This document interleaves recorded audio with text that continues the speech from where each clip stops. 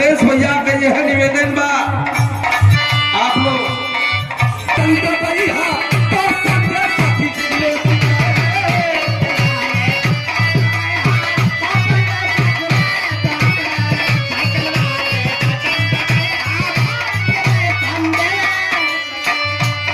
और सम्मान किया गया हमारे बड़े भैया अंगद यादव प्रबंधक जी की ओर से। लेकिन कहना बा खतरे में बा देश आजादी,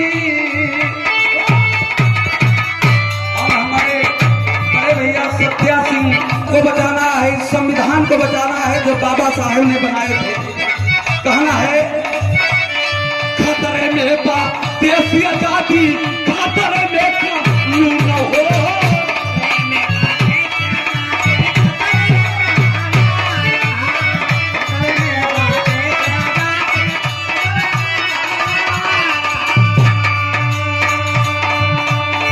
संविधान खतरे में भैया, संविधान खतरे में, ये कहना बा संविधान खतरे में भैया, सबके बाप लूट हो।